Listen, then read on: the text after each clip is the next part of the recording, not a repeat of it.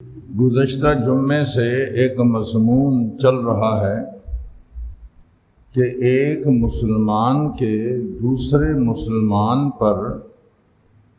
5 حقوق ہیں۔ ان 5 حقوق میں سے اب تک 2 حق بیان کیے، رد السلام و عیادت المریض۔ آج کی اس نشست میں مسلمان کے مسلمان پر جو 5 حقوق ہیں اس میں سے تیسرا حق انشاءاللہ بیان ہوگا، وہ ہے واتباع الجنائز، جنازے میں شرکت کرنا۔ یاد رکھیں کہ جیسے اس میں کوئی شک شبے کی گنجائش نہیں ہے کہ اللہ رب العزت کی ذات عالی وہ اکیلی اس کائنات کی خالق اور مالک ہے، اللہ تعالیٰ کی ذات کے ساتھ کوئی دوسرا شریک نہیں ہے، یہ ایک اٹل حقیقت ہے۔ سو ایسے ہی موت بھی ایک اٹل حقیقت ہے۔ مسلمان تو مسلمان، غیر مسلم بھی اس حقیقت کا انکار نہیں کر سکتے، اس لیے کہ آئے دن وہ اپنے چاہنے والوں کو اور دوسروں کو دنیا سے جاتے ہوئے دیکھتے ہیں۔ دین اسلام نے اپنے ماننے والوں کو پہلے سانس سے لے کر آخری سانس، یعنی زمین کے پیٹ میں اترنے سے پہلے ہر سانس کے احکامات بیان کیے ہیں۔ سو انسان کی جو زندگی کے آخری لمحات ہیں اس کے الگ سے احکامات ہیں، اور کتاب الجنائز کے عنوان سے احادیث میں ان کی تفصیلات موجود ہیں۔ سو آج کی اس نشست میں چند اہم مسائل جو جنازے سے متعلق ہیں اور اس کے دیگر کچھ متعلقات، ان کے حوالے سے میں عرض کرنا چاہ رہا ہوں۔ پہلی بات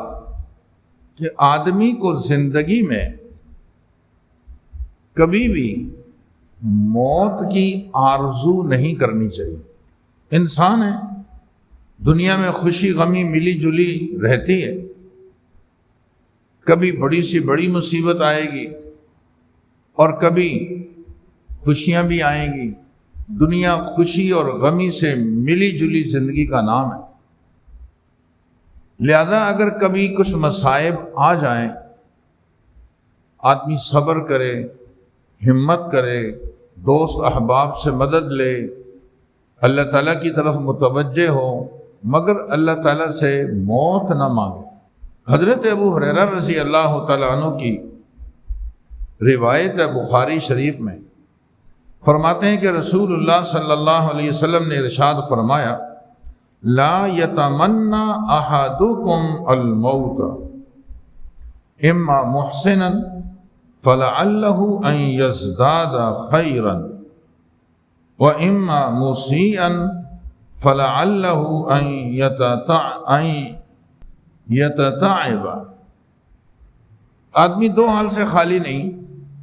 یا اچھا ہوگا، نیک ہوگا، یا برا ہوگا۔ اگر کوئی آدمی نیک ہے یہ بھی موت نہ مانگے، کیوں؟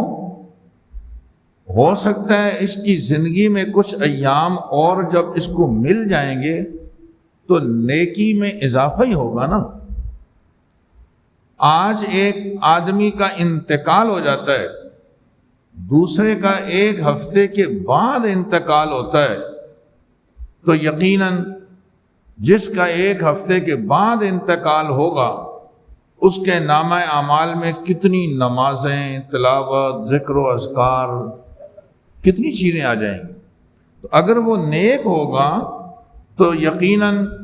اس کے نیکیوں میں اضافہ ہوگا، اور اگر وہ آدمی برا ہوگا فَلَعَلَّهُ أَن يَتَتَعْتِبَ، ہو سکتا ہے وہ توبہ کر لے،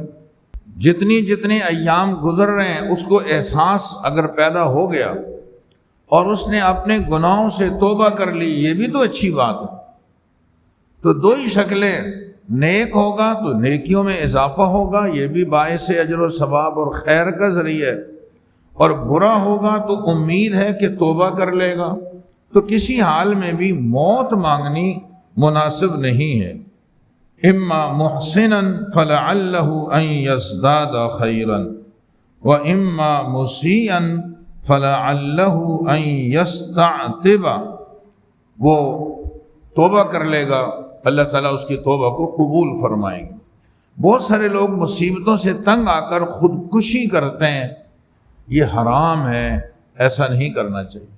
اور اللہ تعالیٰ کی ذات پہ اعتراض شروع کر دیتے ہیں، واویلا کرتے ہیں، شکوے شکایات کرتے ہیں، یہ تمام امور ناجائز ہیں۔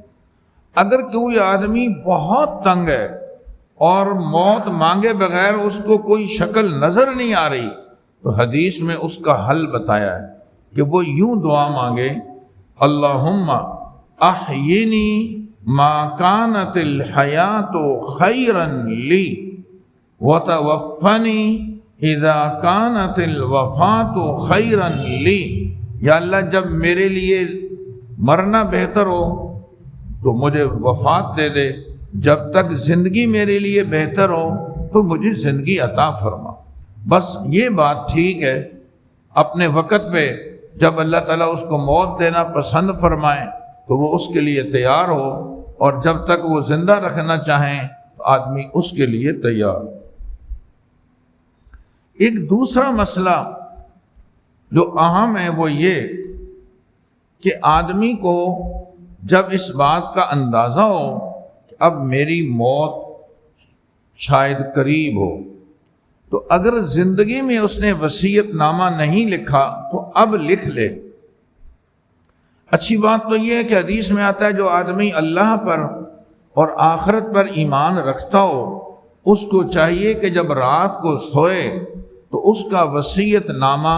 اس کے تکیے کے نیچے ہو۔ آج مسلمانوں میں جن چیزوں میں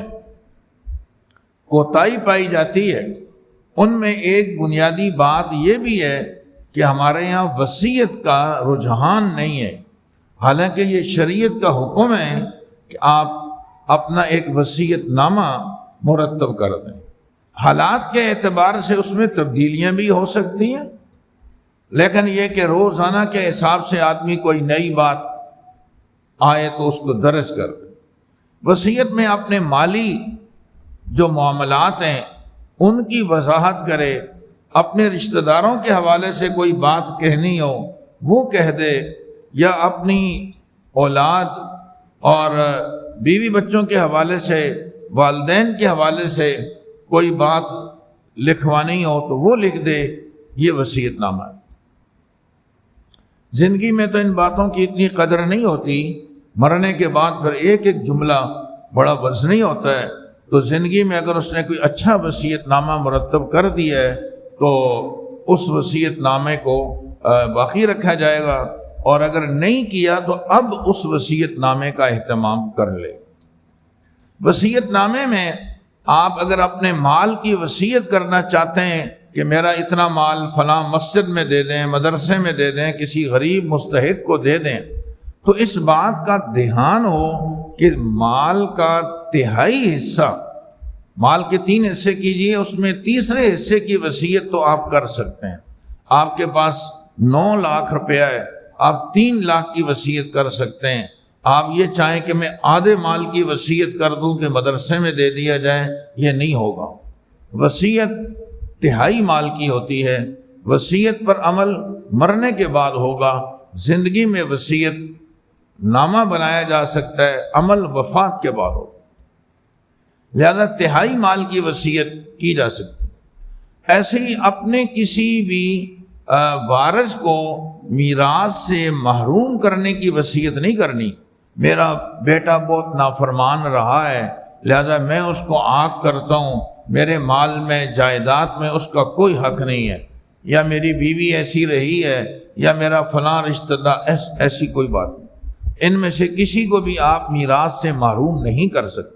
جب شریعت نے میراث میں ان کا حق رکھا ہے تو ہم کون ہوتے ہیں جو ان کو اس میراث سے محروم کر دیں۔ نمبر 3، ایک تیسری اہم بات یہ ہے کہ جب کسی مسلمان کی وفات کا وقت قریب ہو تو پھر آدمی جو گھر میں رشتہ دار ہیں یا دوست احباب آئے ہوئے ہیں اس کے قریب بیٹھ کر وہ کلمہ پڑھیں، اشہد ان لا الہ الا اللہ واشہد ان محمد رسول اللہ، لا الہ الا اللہ۔ حدیث میں ہے رسول اللہ صلی اللہ علیہ وسلم نے ارشاد فرمایا، حضرت ابو ہریرہ رضی اللہ تعالیٰ عنہ کی مسلم شریف میں روایت ہے، لقنوا موتاکم لا الہ الا اللہ، مردوں کو یعنی مرنے والوں کو وہ لا الہ الا اللہ کی تلقین کرو۔ حضرت معاذ رضی اللہ تعالیٰ عنہ کی ابو داؤد میں روایت ہے، فرمایا رسول اللہ صلی اللہ علیہ وسلم نے، من کان آخر کلامہ لا الہ الا اللہ دخل الجنہ، جس کا آخری کلام لا الہ الا اللہ ہو وہ جنت میں جائے گا۔ لیکن میت کو، مرنے والے کو جو بیمار ہے اور غنودگی کی حالت میں ہے، اس کو یہ نہیں کہنا کہ کلمہ پڑھ لو، اللہ نہ کرے وہ اس کرب کی کیفیت میں جواب میں یہ کہہ دے میں نہیں پڑھتا ہوں، تو اس لیے اس نقصان سے بچنے کے لیے اس کے قریب بیٹھنے والے لوگوں کو چاہیے کہ وہ کلمہ اتنی آواز سے پڑھیں کہ اس تک آواز پہنچ جائے، فضا ایسی بن جائے کہ اس کی زبان سے کلمہ جاری ہو جائے۔ اچھا، اگر اس نے کلمہ زبان پر اس کے جاری نہیں ہوا لیکن اس نے کلمے کے خلاف کوئی بات بھی نہیں کی، زندگی اس کی اسلام پر تھی، زندگی میں وہ مسلمان تھا، مرتے وقت آپ نے قریب بیٹھ کر کلمہ پڑھا بھی، اس کی زبان پہ کلمہ جاری تو نہیں ہوا لیکن کلمے کے خلاف کوئی بات بھی نہیں کہی، تو یہ اس کا انتقال دین اسلام پر ہے، گویا اس کی موت کلمے پر واقع ہوئی ہے۔ اس کے خلاف کوئی بات نہیں کرنی چاہیے کہ او جی بہت کوشش کی ہم سب نے، کلمہ پڑھا مگر اس کی زبان سے کلمہ جاری نہیں ہوا۔ بے شک کلمہ جاری تو نہیں ہوا لیکن کلمے کے خلاف بھی تو کوئی بات نہیں کی اس نے۔ اگر ایک دفعہ اس نے کلمہ پڑھ لیا بس پھر رک جائیں، درمیان میں اگر اس نے کوئی دنیاوی بات کر لی تو پھر دوبارہ کوشش شروع کر دیں، پھر سے کلمے کی فضا بنا لیں، اور اگر دوبارہ اس نے دنیا کی کوئی بات نہیں کہی اور آخری دفعہ کلمہ پڑھ لیا تو بس یہ بھی کافی ہے۔ نمبر 4، انسان کی جب روح نکل جاتی ہے تو روح کے نکلنے کے بعد کے احکامات میں ایک تو آدمی کو چاہیے کہ جو قریب بیٹھے ہوئے ہیں انہیں مسائل کا پتہ ہو، فوری طور پر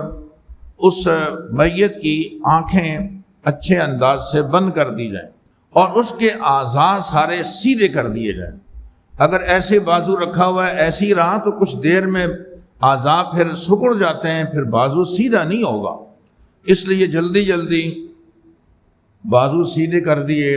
ٹانگیں سیدھی کر دیں، تمام اعضاء بالکل سیدھے رکھ دیے جائیں، دونوں جبڑے کپڑے کے ساتھ آپس میں باندھ دیے جائیں، اور ایسے ہی انگوٹھے بھی دونوں ملا کر پاؤں کے باندھ دیے جائیں تاکہ میت جو ہے وہ ایک اچھی حیت پر ہو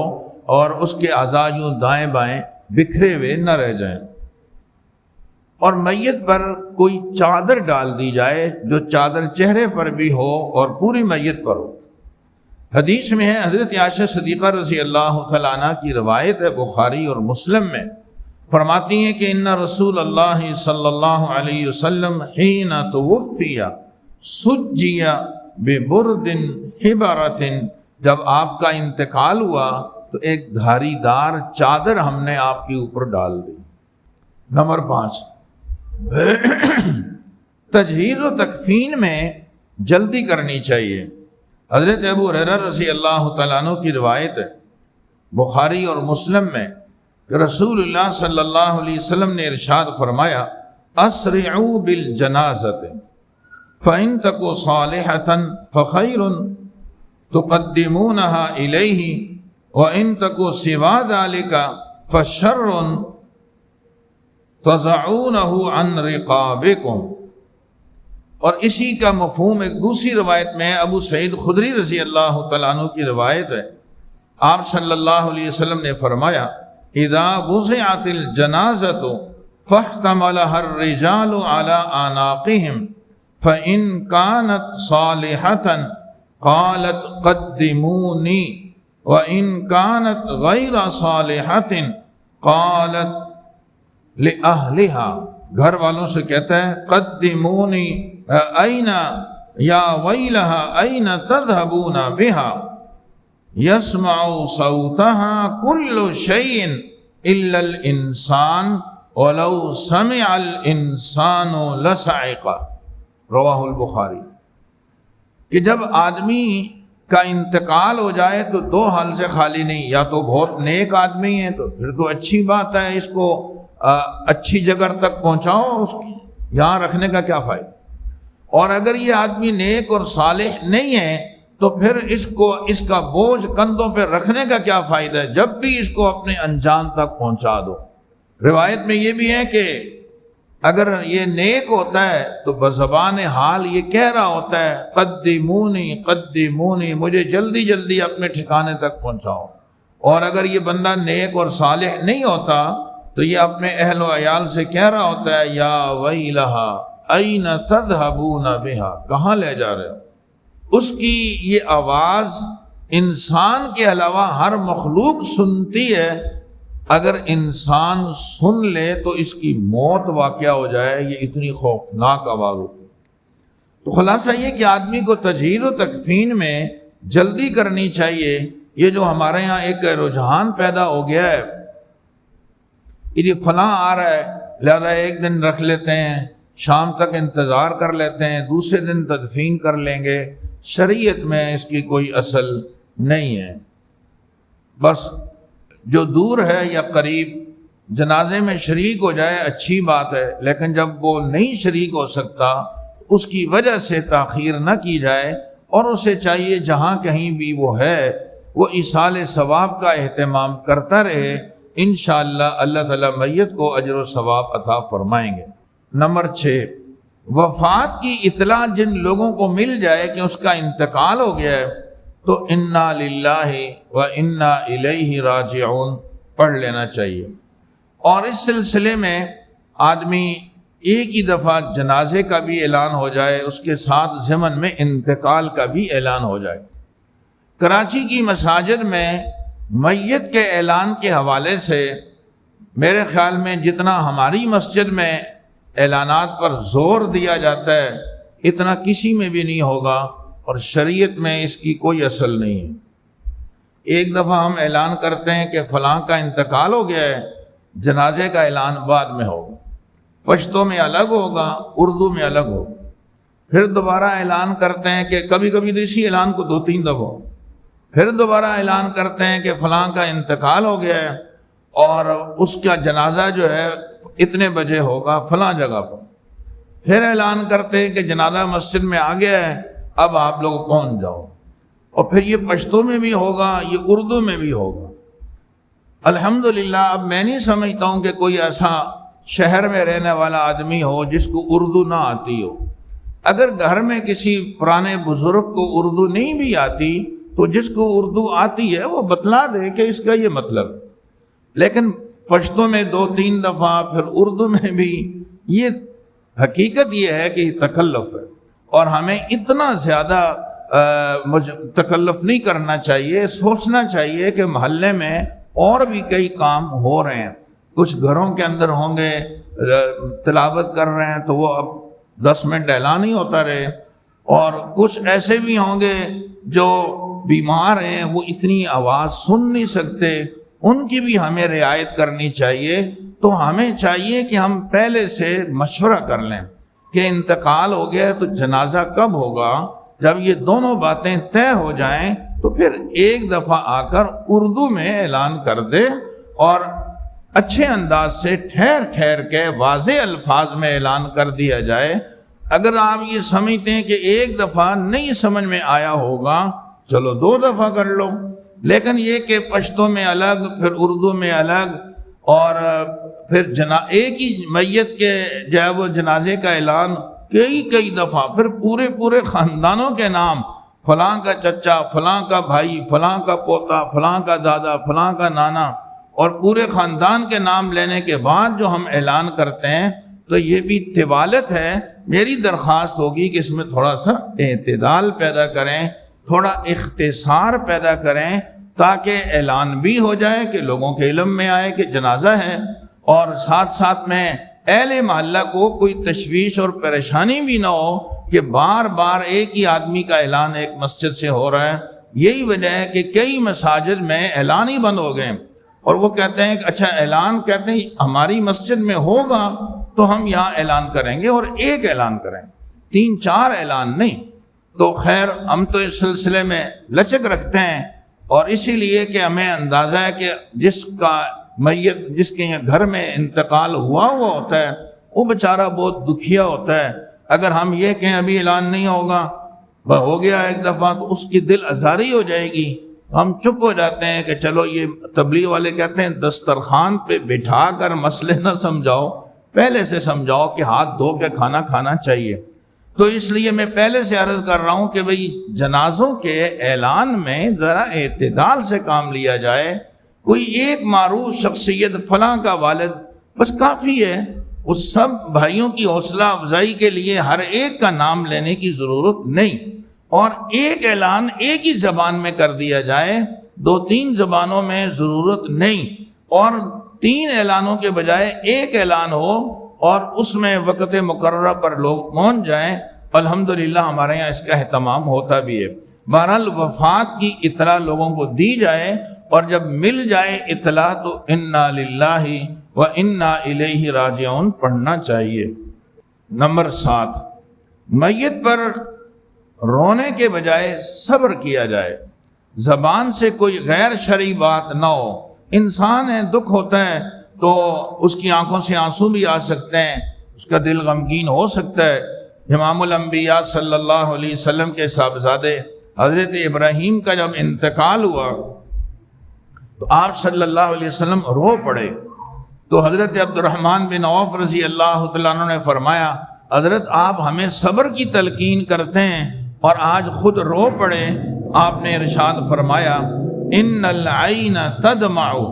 والقلب یحزن، ہاں آنکھیں آنسو بہا رہی ہیں، دل غمگین ہے۔ ولا نقول الا ما یرضی ربنا، ہم زبان سے وہی کہیں گے جس پہ ہمارا رب راضی ہے۔ پھر فرمایا، وَإِنَّا بِفِرَاقِكَ يَا إِبْرَاهِيمُ لَمَحْزُونُونَ، اے ابراہیم ہم تمہاری جدائی پر غمزدہ ہیں، مگر زبان پہ کوئی غیر شرعی بات نہیں، الٹی ٹیڑھی باتیں جو شریعت کے خلاف ہیں وہ نہیں کرنی چاہیے۔ نمبر 8، ایک 8واں مسئلہ اس سے متعلق یہ ہے کہ میت کو سنت کے مطابق غسل دیا جائے، اور کوشش کی جائے کہ میت کے جو اپنے محرم رشتہ دار ہیں وہ غسل دیں۔ یہ میت کا ایک حق ہے، غسل دینے والے کے اللہ تعالیٰ گناہوں کو معاف فرماتے ہیں، اور اس کا حق بھی ادا ہوتا ہے۔ یہ جو ہم مرنے کے ساتھ ہی ایڈی سینٹر کے حوالے کر دیتے ہیں، یا مسجد میں پہنچ جائیں گے، بھائی کہاں ہیں امام صاحب، کہاں ہیں مؤذن صاحب، اور کہاں ہیں خادم، ہمارے میت کو غسل دو۔ تو ہر آدمی کو غسل کا طریقہ خود سیکھ لینا چاہیے، اور سب کے ساتھ یہ حالات ہو سکتے ہیں، ہمیں اپنے مرحوم رشتہ داروں کو غسل خود دینا چاہیے۔ نمبر 9، نماز جنازہ میں شریک ہونا چاہیے۔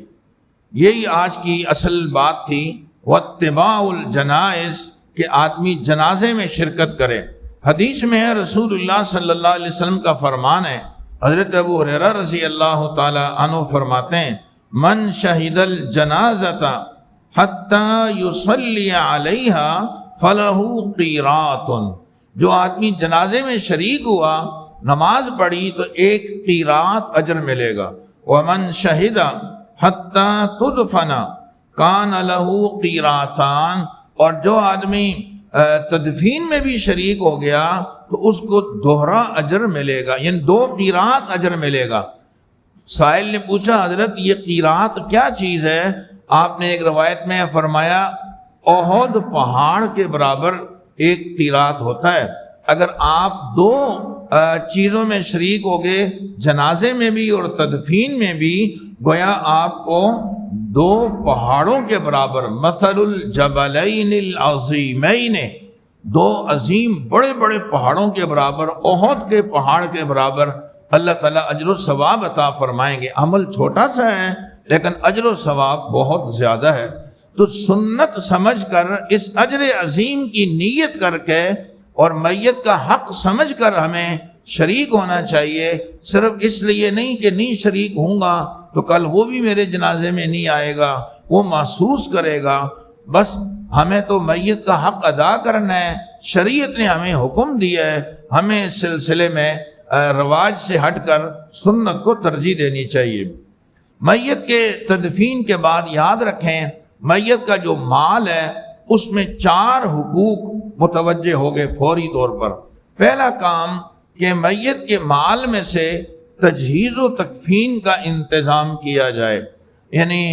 خوشی سے کوئی بیٹا کوئی بھائی کفن اپنی طرف سے ڈال دیتا ہے تو اچھی بات ہے، ورنہ زندگی میں آدمی کو بتا دینا چاہیے کہ یہ میرا مال ہے، اس میں تم لوگ کفن خرید لینا۔ تو میت کے مال میں سے کفن لیا جائے گا۔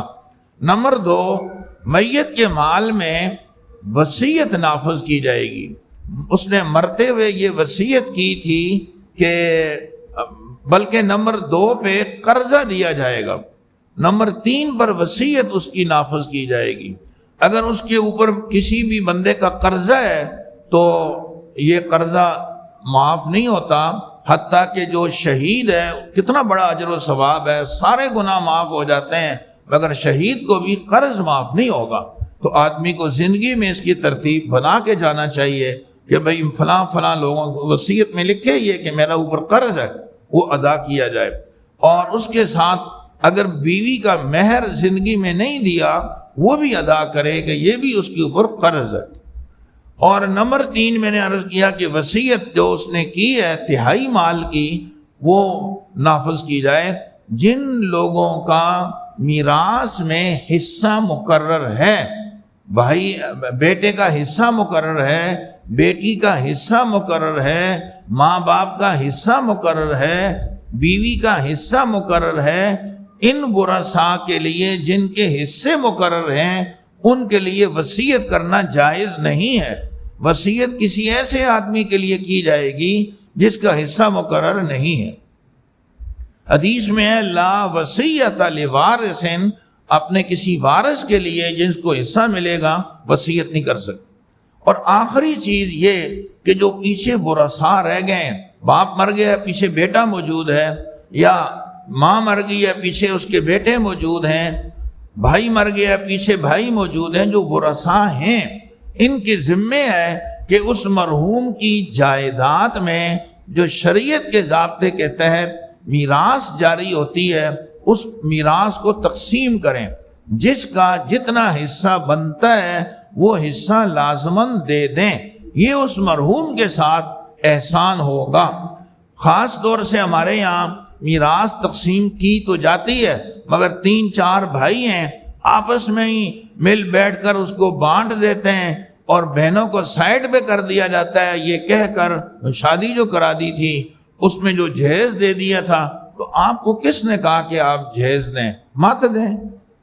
جہیز تو آپ نے شوق سے دیا ہے، میراث کا جہیز سے کوئی تعلق نہیں ہے۔ شریعت کے ضابطے کے تحت بہنوں کا حصہ بھی لازماً دیا جائے، بیٹیوں کا حصہ لازماً دیا جائے جو ان کا حصہ شرعاً بنتا ہے۔ بیٹوں نے اپنے طور پر مال ہڑپ کر لیا اور اپنی بہنوں کو یعنی مرحوم کی بیٹی کو محروم کر دیا۔ حدیث میں ہے جو آدمی اپنے کسی بھی وارث کو میراث سے محروم کرے گا تو اللہ رب العزت اس کو جنت سے محروم کر دیں گے۔ ہمارے علاقوں میں جو مظالم ہیں اس میں ایک ظلم عورتوں پر یہ بھی ہوتا ہے، عورتوں کو میراث نہیں دیتے، عورتوں کو مہر نہیں دیتے۔ سو مہر بھی دینے کی فکر کرنی چاہیے اور میراث بھی دینے کی فکر کرنی چاہیے۔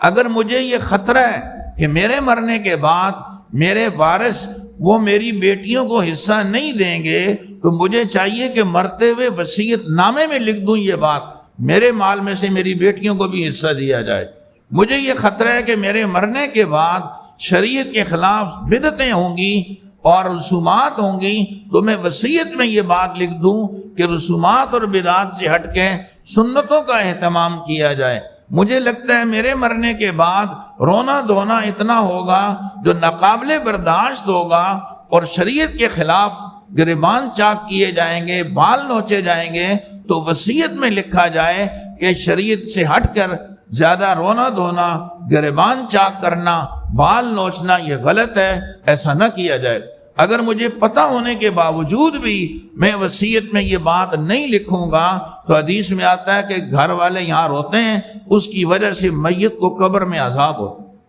ان المیت لیعذب ببکاء اہلہ، بخاری کی روایت ہے۔ اور اس کے رونے کی عذاب کی ایک وجہ یہ بھی ہے، اس کو پتہ تھا نا کہ بھئی پیچھے ایسا ہوگا، تو کیوں وصیت نہیں کی؟ میں حیران ہوا، ایک گھر میں جانا ہوا خواتین کا، انہوں نے بتایا کہ پورے گھر میں خاموشی تھی، حتیٰ کہ بچی جو مر گئی تھی اس کی ماں بھی چپ تھی۔ کسی نے کہا بھئی بڑی بات ہے اس گھر میں اتنی خاموشی، تو ماں نے کہا میری بیٹی نے جاتے ہوئے وصیت کر دی تھی میرے جنازے میں رونا دھونا نہیں کرنا، تو اس کی وجہ سے پورے گھر میں جو ہے وہ صبر و تحمل کی فضا تھی۔ اللہ رب العزت ہمیں شریعت کے احکامات کو سیکھ کر اس پہ عمل کی توفیق عطا فرمائے۔ میت کا اس کا مسلمان کے جو حقوق ہیں، آج ہم نے اس کا تیسرا حق بیان کیا کہ اس کی نماز جنازہ میں شرکت کی جائے، اور اس سے متعلقہ کچھ جو ہے وہ تقریباً میں نے 10 احکامات عرض کیے۔ اللہ تعالیٰ میں عمل کی توفیق عطا فرمائے۔ وآخر دعوانا ان الحمد للہ رب العالمین۔